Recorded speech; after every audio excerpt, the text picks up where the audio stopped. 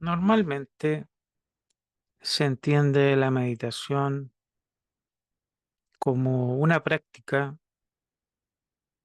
que uno desarrolla a través de un hábito, una disciplina, con la perspectiva de alcanzar un resultado en un momento determinado. Si practico, por ejemplo, la observación, la respiración, o alcanzaré algún tipo de quietud mental o paz mental, o si medito en una idea o en una imagen, etcétera. O sea, eso llevará a un resultado, ¿no es cierto? La meditación es como, en cierto sentido, una práctica, un ejercicio. ¿Mm? Esa es una perspectiva, quizás la perspectiva en términos generales tradicional de la meditación. Sin embargo, para Krishnamurti, él no lo ve de esa manera. Para Krishnamurti, como dice en este pensamiento, la meditación no es un medio para un fin, no es algo que hago para obtener algo, para llegar a algo, sino que es tanto el fin como el medio. Y vamos a explorar el clásico tema de Krishnamurti del observador es lo observado, el pensador es el pensamiento, ¿no es cierto? A nivel mental, a nivel psicológico, hay un centro, un sujeto, y hay un objeto, digamos. A nivel físico es yo soy el sujeto y el centro es mi cuerpo físico y el objeto está fuera de mí, ¿no es cierto? Pero a nivel psicológico, el objeto que observo está en la mente y la información que yo tengo sobre el objeto está en la memoria. Entonces, desde la perspectiva de Krishnamurti, no solo de Krishnamurti, sino de variadas filosofías de corte oriental, el objeto que podemos observar o escuchar o oler o tocar es un contenido mental también que está ocurriendo en la actividad de la mente. Entonces, el sujeto como el objeto son imágenes mentales que están operando en la actividad del pensamiento, ¿no es cierto? En el pensamiento está esa dualidad. Cuando conozco una persona o me relaciono con una persona, voy adquiriendo conocimiento, formo una imagen de esa persona y voy adquiriendo conocimiento de esa persona. Ese, esa experiencia, ese conocimiento está en mi mente, está dentro del trasfondo de lo conocido, de la memoria. El sujeto que soy yo, que también tengo un cúmulo de conocimiento y experiencia asociados a mi imagen, y el sujeto y la imagen que formo del objeto o del otro. Pero esos dos contenidos están en la mente, en mi propia mente. Y el movimiento mental los proyecta, fragmenta del sujeto del objeto, pero los dos son contenidos mentales. Esta es la perspectiva de Krishnamurti. ¿Ya? La diferenciación psicológica es un contenido mental. Las emociones, producto de esas imágenes, son mentales. O sea, por lo tanto, a nivel interior, a nivel psicológico, la meditación debe abarcar tanto al sujeto como al objeto, porque no hay aparentemente una fragmentación real, sino que es una fragmentación proyectada por el pensamiento. por decirlo así, el fin que proyecto lo proyecta la mente, lo proyecta el pensamiento. En el futuro pongo el fin, pero eso es una proyección del pensar. Por lo tanto, la meditación es la comprensión de los contenidos de la mente, tanto del sujeto como del objeto, tanto del fin como la práctica, porque todo está ocurriendo en la mente, todo está ocurriendo en los movimientos de la mente. Y el tiempo es una proyección de la mente.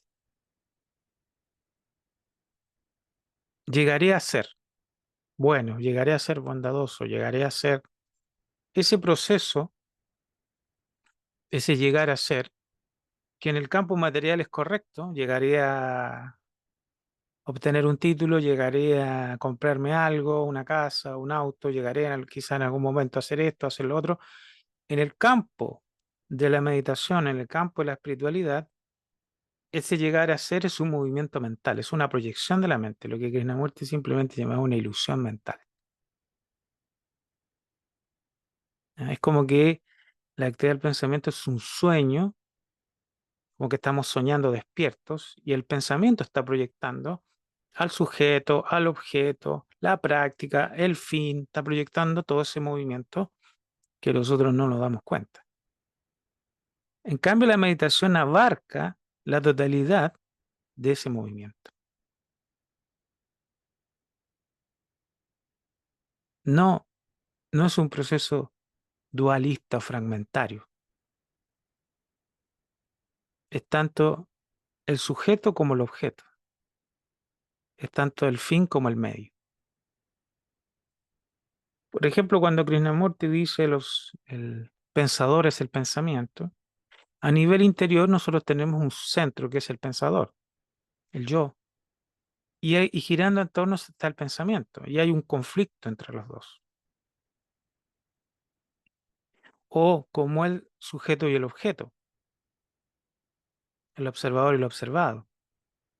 Para Krishnamurti, el observador y lo observado a nivel mental son lo mismo. Y esa separación es artificial, es la actividad de la mente, en el cual nosotros estamos atrapados, condicionados, viviendo una especie de ilusión mental en nosotros mismos. Todos los contenidos de la mente, la cultura, las experiencias culturales, sociales, familiares, personales, son contenidos generados en la mente. De alguna manera, se dice que ese proceso de desarrollo de la actividad de la mente, de la mente personal, es parte de la evolución humana. Esto viene más del lado de la filosofía esotérica. Estamos en la evolución mental, en el desarrollo de la mente. Pero, digamos, llega el momento evolutivamente y que eso tiene que ser superado, comprendido y tiene que ser superado. Porque todo el sufrimiento psicológico está gestado en nosotros mismos, en la propia actividad mental. Sufrimiento psicológico es tremendo, ilimitado para nosotros, producto de la fragmentación de la mente. No solo interno, sino que externo, porque la fragmentación de la mente se proyecta al mundo y ahí tenemos diferencias, nacionalidades, políticas, económicas, religiosas, intereses de todo orden, conflictos, sufrimiento, guerra, que son actividades de la mente, actividades del pensamiento. Nos identificamos con un fragmento y los demás fragmentos los proyectamos y generamos esa división. Entonces Krishnamurti plantea que la meditación es la comprensión total de la mente, de todo su movimiento que en realidad está fragmentando la realidad, en sujeto, en objeto, en medio, en fin, etc. Fragmentando y generando ese proceso dual, que es ilusorio. a nivel mental. O sea, el problema es mental, no físico. A nivel físico se refleja el movimiento mental, la proyección mental. El problema es mental y espiritual, en el sentido de comprender esa diferenciación mental y ponerle fin, comprenderla y trascenderla. Y ese proceso total es meditación para que no jugar al interior de esas ilusiones psicológicas que estamos continuamente reforzando, creando y reforzando y sufriendo, ¿cierto? Si la meditación no es dualista, digamos, sino que justamente la comprensión de la dualidad que es mental. Así que es muy interesante, es un pensamiento muy breve. Además hay un elemento interesante, que es cuando el origen del conflicto, ¿no es cierto?, es la fragmentación mental, observador observado. Si es efectivo que el observador es lo observado, que son dos contenidos mentales que se diferencian artificialmente, una ilusión artificiosa, digamos, artificial, y uno en determinado momento hubiera una percepción de que el observador es lo observado, que estamos, comillas, soñando todos esos movimientos, esas diferenciaciones mentales, las estuviéramos soñando y hubiera una percepción de ese sueño mental que estamos continuamente proyectando. Entonces, en esa percepción del observador el observado, en esa percepción unitaria, no hay conflicto. Ya no hay conflicto con el mundo. Ya no tengo conflicto con la humanidad, con las personas, con las situaciones, con las experiencias, porque ya no las veo de manera fragmentada. Ya no hay un centro separado de otro centro con el cual tenga que tener un conflicto.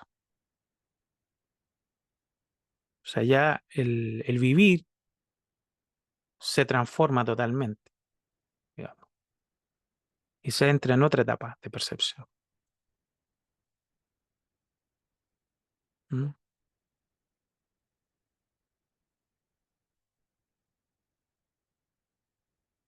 Ya no tengo problemas con el mundo, digamos, si es que hubiera esa percepción total, porque no hay un centro separado.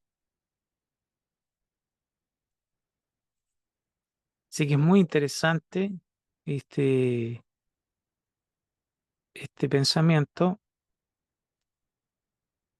que nos aproxima al problema de el observador es lo observado. ¿Mm? Ese estado integrado en el cual ya no hay desgaste de energía, porque el conflicto es un desgaste brutal de energía.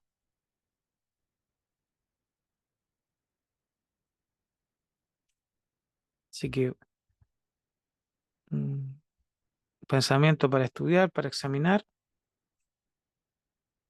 una perspectiva nueva,